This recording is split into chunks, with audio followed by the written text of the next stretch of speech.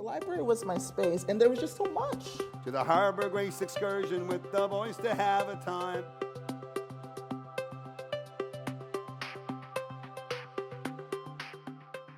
Just before we came out of the green room, one of my daughters happened to be downstairs studying for exams. And she came up with two of her friends, and she wanted to know why I was here, so she came back there.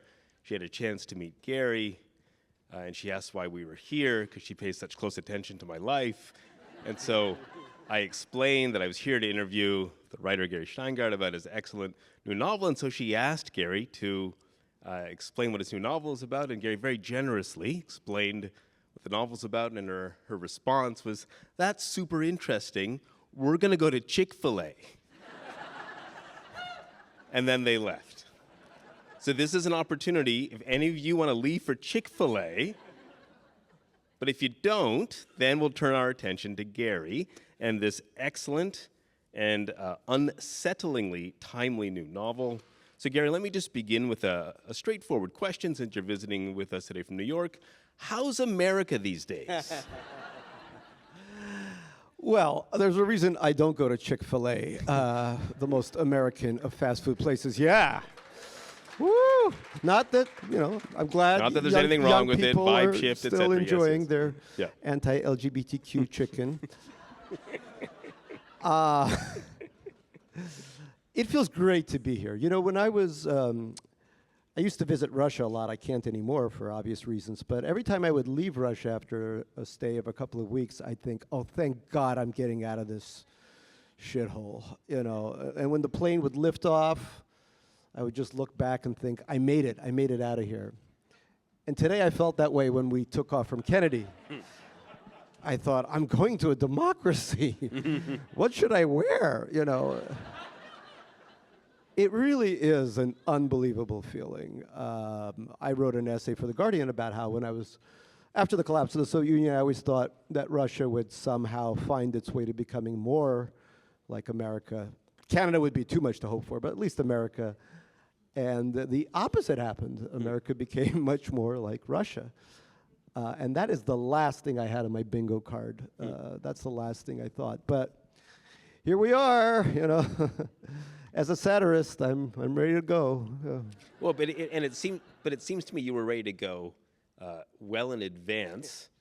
When did you start working on Vera or Faith? I started working about a year before our fateful election, and back then people thought that, back then they thought Biden would win. Sorry, it's all so tragicomic, but they really did think Biden was win. But I live half the year in Manhattan, but the other half of the year I live upstate New York in a very purplish district. So I am able to tell ahead of time who is going to win by simply counting the number of signs on people's lawns. And it was a blowout for Trump. So I knew that it wasn't going to happen. And so I started thinking accordingly. But, this isn't like, I'm not like a dystopia truffle pig, just sniffing my way to, I have a son who's 12. I want there to be a future for him. So none of this feels great. People say, well, why don't you write a utopia? I'm like, are you going to buy it? They're like, no, but someday, yeah, maybe. Okay, so maybe we should, for those that have not yet had a chance to read the book, we should perhaps set it up a little more intentionally. I think it's fair to say it's set, if Salman Rushdie described Shame as a novel that was set in not Pakistan, but ... it seems to me that Vera or Faith is set not in these present United States, but it seems pretty uncomfortably close in some ways. Yeah. And we're seeing this world through the eyes of a 10-year-old. A 10-year-old, the title character of the novel. Maybe just give us a sense of who Vera is, why she's so anxious, and why she speaks like this a lot. Well, I'm going to use the Russian pronunciation of her name, but that's not me trying to be didactic. I'm so angry at Russia right now, I almost don't give a crap, although This name exists in almost all Slavic cultures, including Ukrainian. Her name is Vera, which does mean faith in Russian. So Vera is a sweetheart of a girl. She's 10 years old. She lives with two parents who hate each other. Part of the book came up for me as I was flying on this long flight from Tokyo to New York, 14 hours, and they were showing Kramer versus Kramer. And I remember how much, when we emigrated to America, how much we loved that because my parents were fighting all the time. But we thought, these people, like these Americans, argue so nicely, so constructively. No one's punching each other. It was such a breath of fresh air. But as I was watching it, I realized that there's a kid, Billy or Bobby or whatever, and his story never gets told. So I started thinking, what about the child's version of this? And then I started thinking of Henry James's What Maisie Knew. What Maisie Knew, which is frankly not one of my favorite of his novels. It's very good, but not prime James. And so by the time I landed, I had this idea of a girl who's very isolated, trying to keep her parents together, trying to make a friend at school. She has no friends. And at the same time, all this set against the background of a dystopian future, even more dystopian future America. And so that's the way I've operated in a lot of my books. Is I have a very, there's the foreground is a very personal thing where it's usually something very simple. Boy loves girl, girl's not sure she loves boy, and in this case it was a child wanting to make a friend and keep her parents together. That's it. That's the whole thing. And then stuff happens in the background that's gets more and more progressively horrifying. And I think there's maybe two things going on at once in the book, which is, again, in so much of your fiction, what makes it, what gives it such a charge. So as you say, there is this larger political national story that you're exploring in an America where there's voting measures being put in place, where there are divisions between different states with women's bodily autonomy, very much a fraught question depending on which color state, as it were, you're in. We can get into that in a little bit.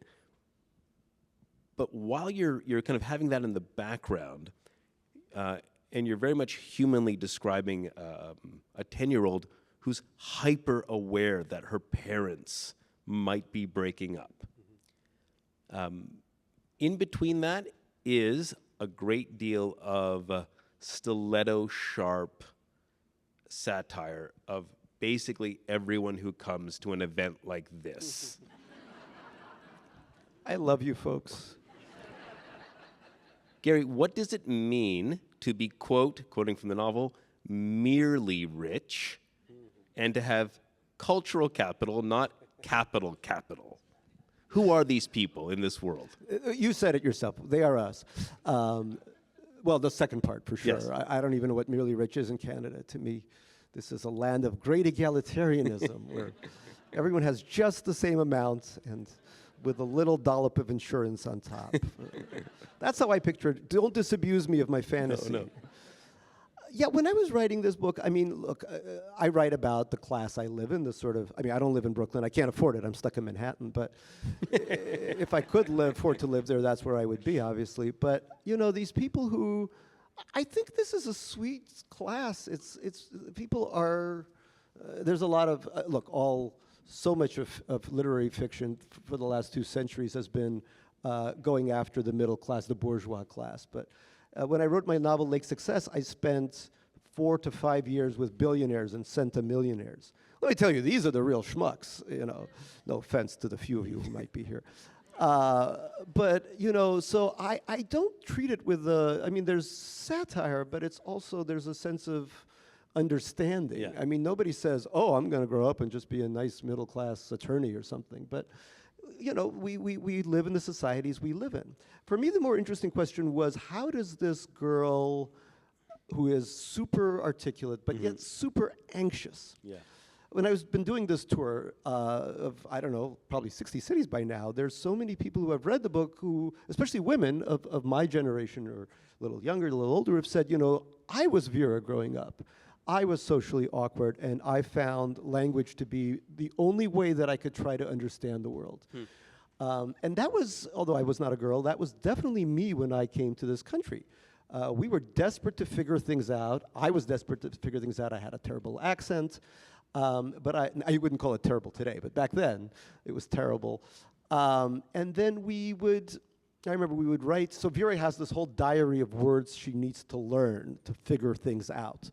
And I also had this incredible stack of, my parents had them, the stack of, back in the 70s and 80s, you had the computer punch cards, Fortran, COBOL, all that stuff. And we would write words in English on one side and Russian on the other side. It was almost like her diary. And we would quiz each other, at breakfast over kasha, and it was all words that only Russians in their 30s would need to know, like heart attack, stroke, acute diabetes, reverse mortgage. Yeah, so, but that was how, as troubling as those days were, that was me trying to figure the world out. Mm-hmm. And when I never thought I would have a kid because I thought, I'm an artist, the books are my children. But then something happened. Somebody got pregnant, and but now there's this great return on investment feeling for my son because I look at him and it's a whole different planet. He reminds me of me sometimes, which makes me very sad. But he is also living in this very challenging world that gets more challenging by the moment. He is like Vera. He's by ethnicity half Korean, half whatever I am. So in the book, what's happening is that there's the government is trying to pass a constitutional amendment to the U.S. Constitution called the 5/3 Amendment, which gives certain people who can trace their heritage back to the Revolutionary War 5/3 of a vote. And that's obviously not Vera. I'll give you a funny / tragic amendment to this, which is that the book came out July 7th. July 8th, J.D. Vance gave a speech in which, and in the book, these people are called exceptional Americans, those who get 5/3 of a vote. He gives a speech in which he talks about exceptional Americans. Yeah. He says they're traced back only to the Civil War, not the Revolutionary War. A day after the book is published, I wrote Super Sad True Love Story in 2010. There was a war with Venezuela. There were National Guardsmen in the streets. That took 15 years to happen. This took a day. I was thinking, I know Usha Vance is a huge reader, so I was thinking, did she quickly, it's a short book, did she thumb through it and say, hey, JD, wake up. Here's a way to disenfranchise our children real fast. You're going to love this. Philip Roth, 1961, writing American fiction, famous essay in commentary.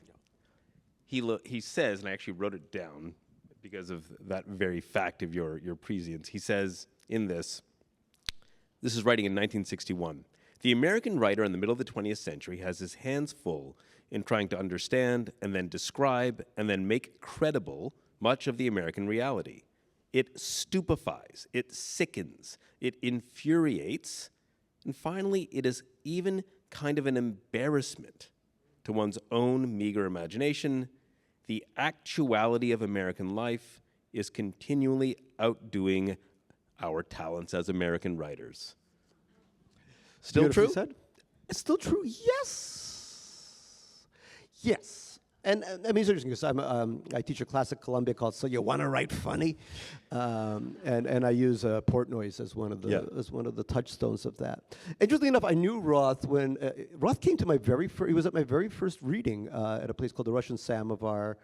I loved Roth growing up, especially college, etc. And my first book came out. He was there. I almost died.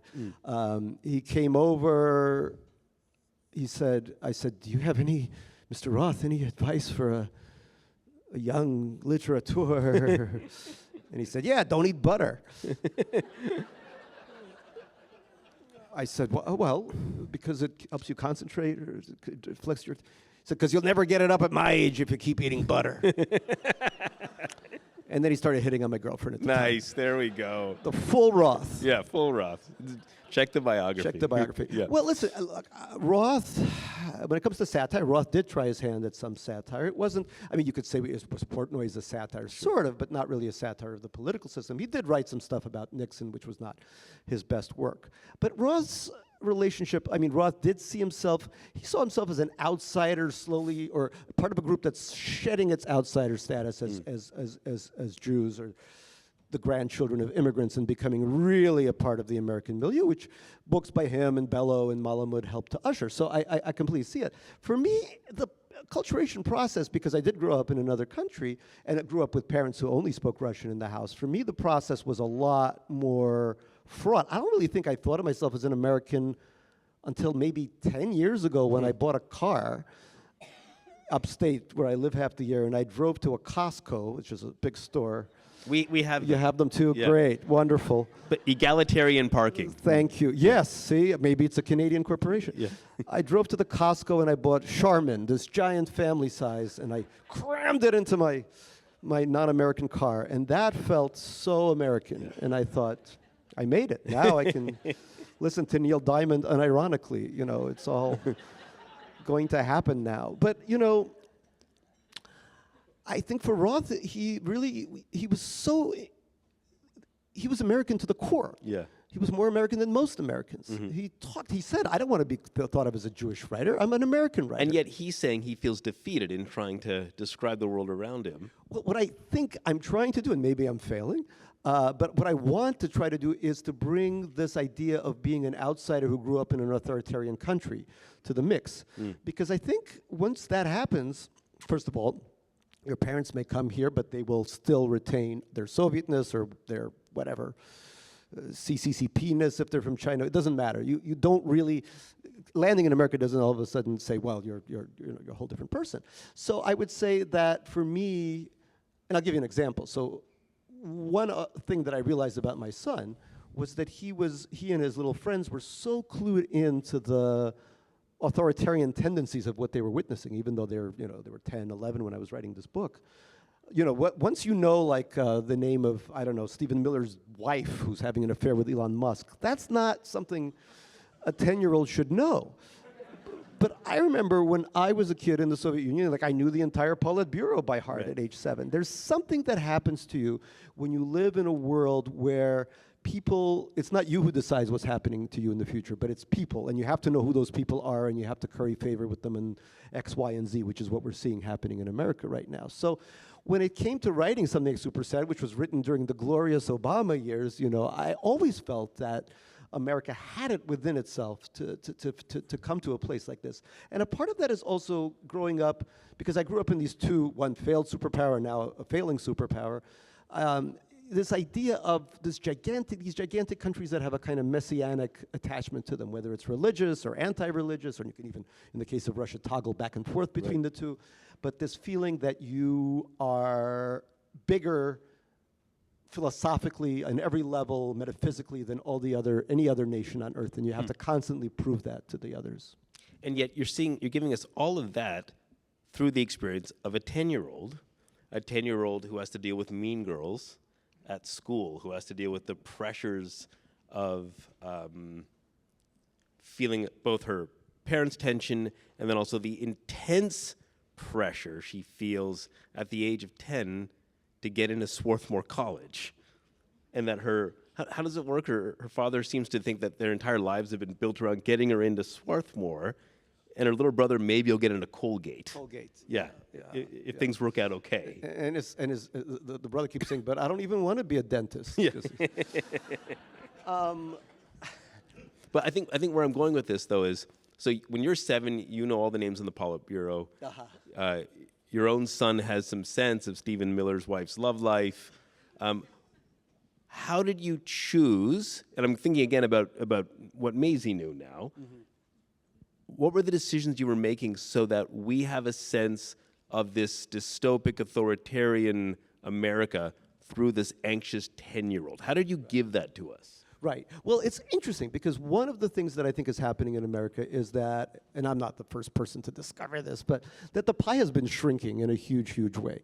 And here again, really, I joke about, you know, what I think about Canada, but I have no idea. I almost went to McGill, so but I understand that McGill, U of T is, you know, you can do very well, and you don't have to shiv the person next to you to get into one of these schools. But this book book is also a satire of some of they're called G&T in New York, gifted and talented schools, such as the one my son goes to, and such as the one I went to, a place called Stuyvesant High School. And these were all fascinating schools because they were almost all immigrants. Right now, Stuyvesant is, I think, 85% Asian American, and I think even more when you count other immigrants from Russia, Eastern Europe. So these schools are kind of, Hunger Games for immigrant kids trying to get into MIT or Caltech or whatever, one of the Ivies. And I found that really fascinating because I found the interplay between the parents and the children really fascinating. When my son had to take the first test, he was 4 years old. He was 4 years old. And my wife took him. It wasn't my idea. We just took him to this test, and she went into the bathroom, and this woman was screaming at her daughter, 4-year-old daughter, "You should have prepared more." Nice, yeah. And I thought part of our dystopia is also this, right? I mean, it doesn't sound like it, but it's also part of this whole mentality where only a few people get ahead, and you have to do everything you can to make sure that happens. So, And that requires what? That requires the right primary school, the right high school, the right university. It starts at age 4. And also, the other part of this is that this isn't exactly a meritocracy because the right people, including ourselves, that you have a tutor or somebody who helps your student your child get in. So what everyone always advertises as this complete happy meritocracy is anything but. So I thought that was, and then you do get a really great private school education without, I think Dalton costs $75,000 in New York, right? So I'm not going to pay $75,000. I'd rather give more money to my dachshund. But all of this I thought was fascinating because it also feeds into Vera's huge anxieties. She keeps saying, "Oh, I got to be a woman in STEM at age 10." Yes. And I got to make sure that I get into, Daddy has a place for me in Swarthmore. And so I thought that the anxieties of the society, and at one point she ends up on a debate team arguing, she's assigned to argue for 5-3. Yes. So she has to argue for her own disenfranchisement. And when she wins, she's completely happy because it means she'll get a good grade, which means she maybe will get into a good high school and then Swarthmore and then, whatever, Stanford Law. And so it's a horrible thing to put kids through, but people do it without thinking. Because then she's self-encased at the end of that. She stays inside. And then I think maybe one of the other, psychologically painful moments in that same victory is she consoles herself because Ann Mom, her stepmother, is a Bradford, can go all the way back. In other words, she's a 5-3, so therefore she'll be able to vote in a way that'll protect the family. Right, and her brother, who's biologically also a WASP, will also be able to vote. And one of her opponents on the debate is also somebody. But the big question of America has always been the same question. Who gets to be an American, right?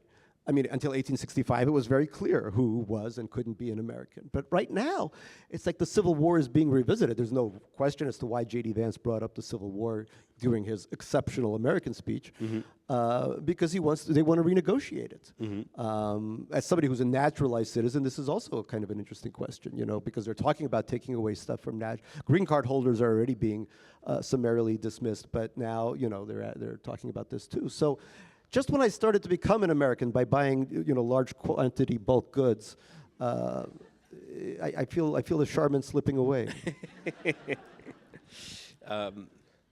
There's a separate component of the novel that we haven't touched on at all yet, which again struck me as unsettling in how prescient it was, and it's the way that that technology figures in Vera's life, especially, both in terms of plot developments that I'm not going to spoil because you should all buy and read the book.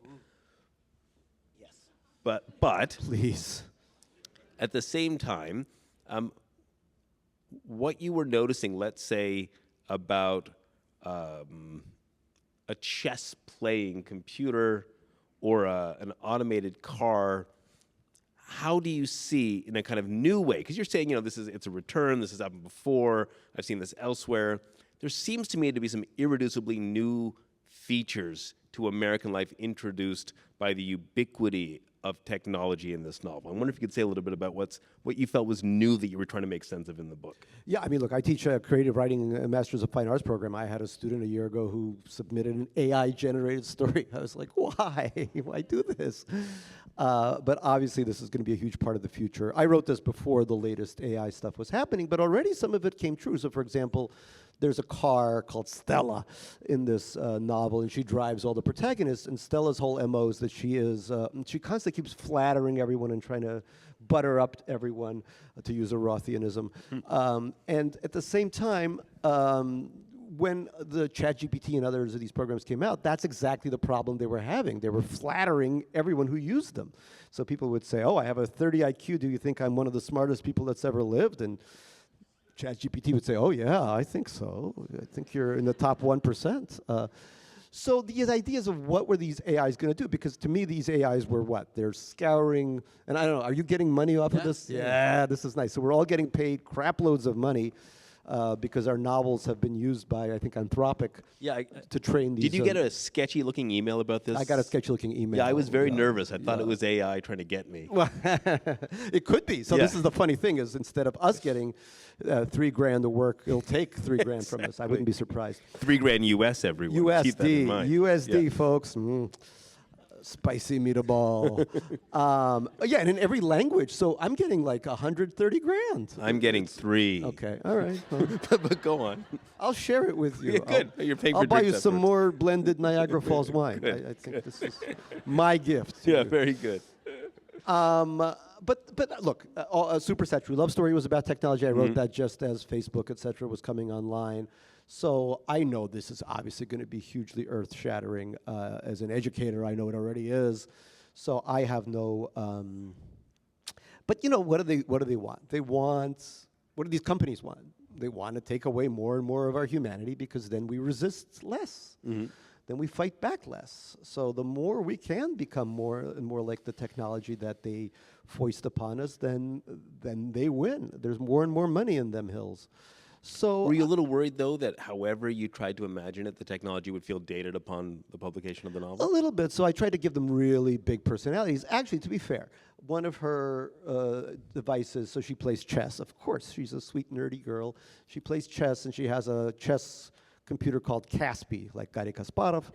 And Kaspi was programmed at the Korean Institute of Technology, which I once visited. He's very nationalist, and he keeps telling her to search for her birth mom, who's of Korean ancestry. But he's also he's not a bad AI, I have to say. No, I don't think so. I think he's almost like, before she can make, and spoiler alert, she does make a friend. I couldn't not have her have a friend. Because it took me until I was 46 to get a friend, and I'm so thankful for her.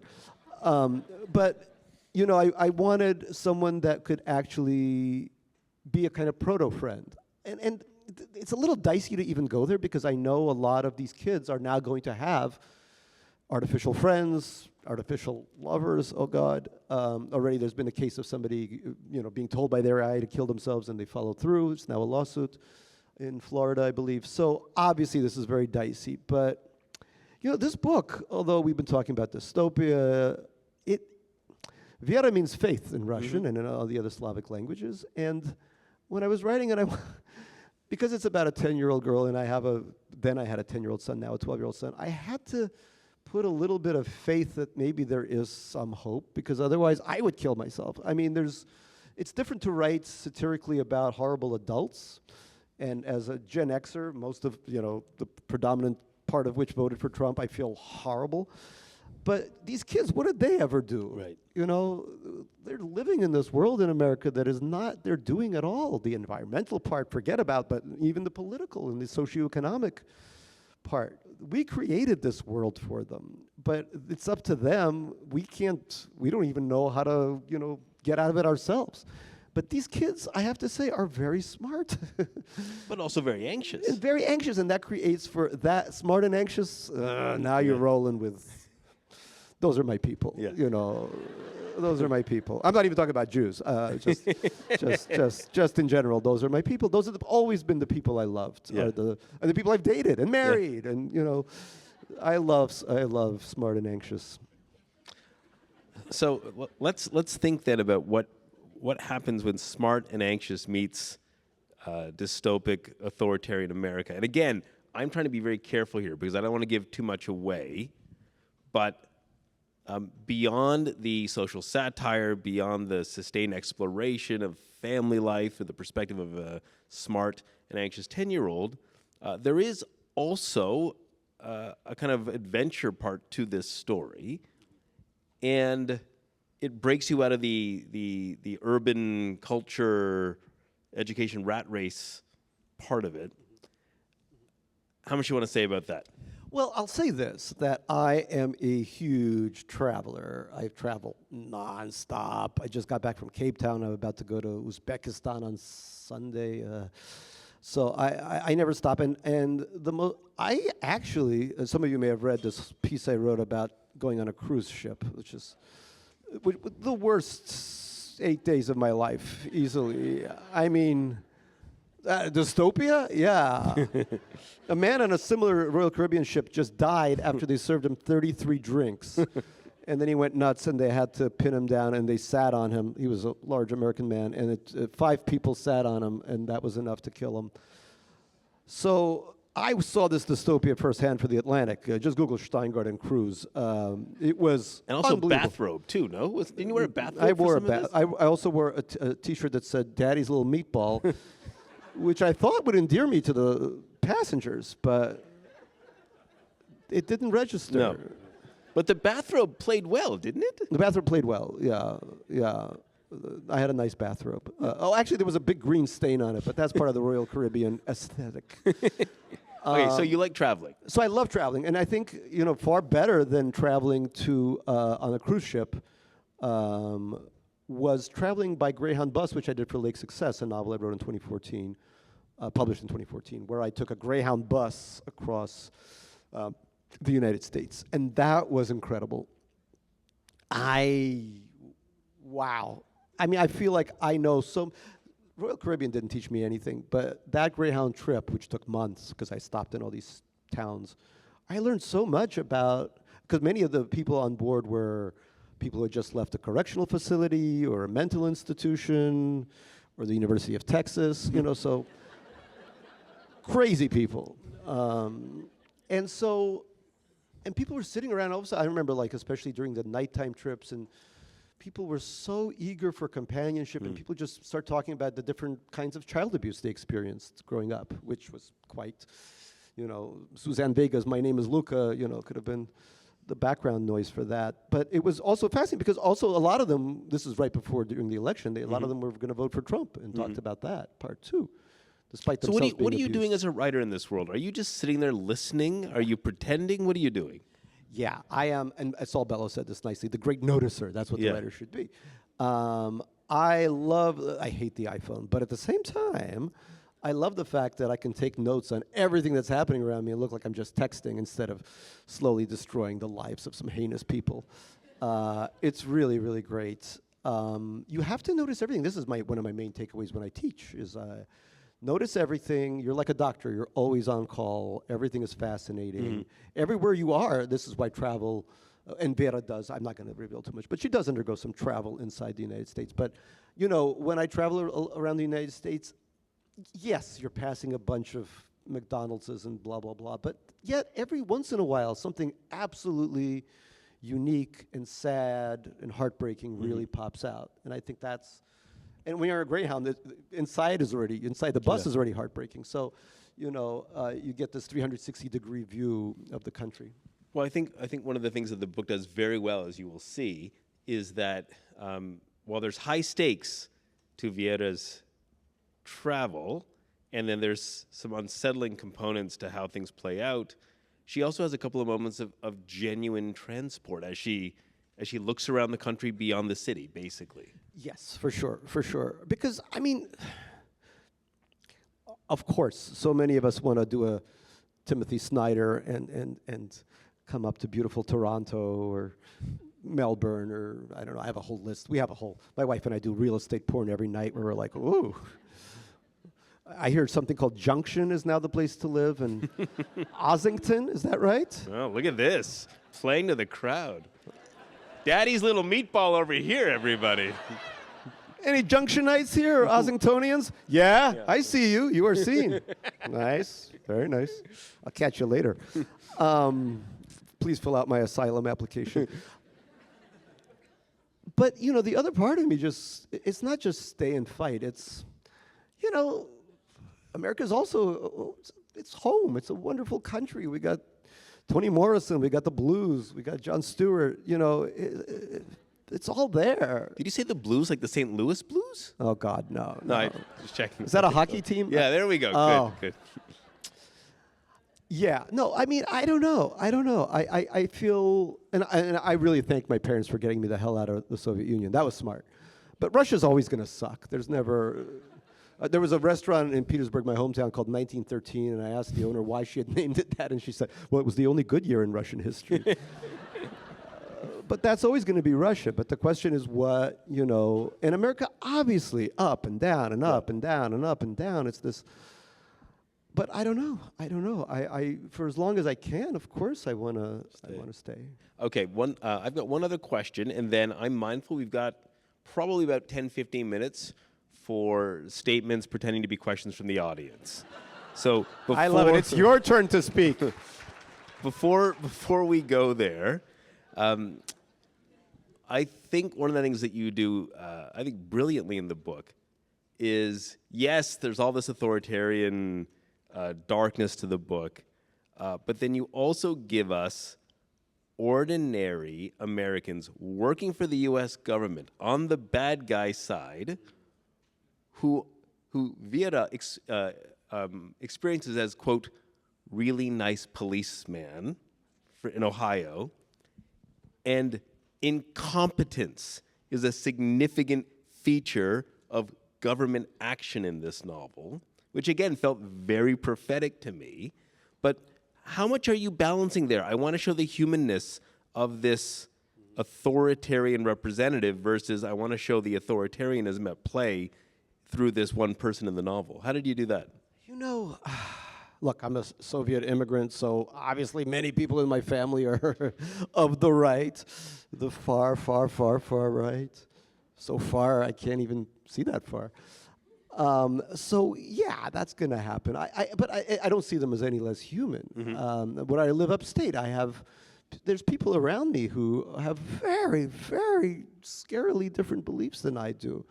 But when something happens, we're there for each other. Mm-hmm. It's a very strange dynamic. Mm-hmm. It's a very strange dynamic. Do you think it's American, or do you think it's just human? Human nature is such that... I think it's human nature. Yeah. I really do. And I think on some level, you know, I used to work a little bit on the show Succession, which was about the Murdochs, basically. Sorry, I shouldn't say that out loud because the showrunners have said that it's not, but but it's a group of people who figured out, was this a line from 1984, that power is the ability to take apart human minds and put them back together in a form of your own choosing? It sounds like it. Sounds like it. Sounds like it. If not, then I wrote it. Yay. But no, I think it is 1984. But that is essentially this incredible feat they did, which, yes, it works. You have to be somewhat prejudiced, et cetera, to begin with. But it works on a kind of, if you have any tendency for somebody to harvest your sorrow and turn it into anger, and then turn that anger into terrible politics, it's so easy to do this. Look, here's the other thing. You know, we're talking about fleeing, right? This is happening. I mean, I remember the Ottawa truckers thing in this country, but also all over the world. Germany. I've spent large amounts of time in Germany. Adorable. Berlin, so cute. But they might, you know, the Alternative for Deutschland, a neo-fascist party by any stretch, may get the highest number of votes of any party. So the formula is very ready for exploitation around the world, which is why at times of great dissonance and at times of great technological tectonic shifts, you get this sort of thing. Yeah. Can you hate every single person that's doing it? It's possible. But I don't even know what it accomplishes. Yeah, well said. Well said.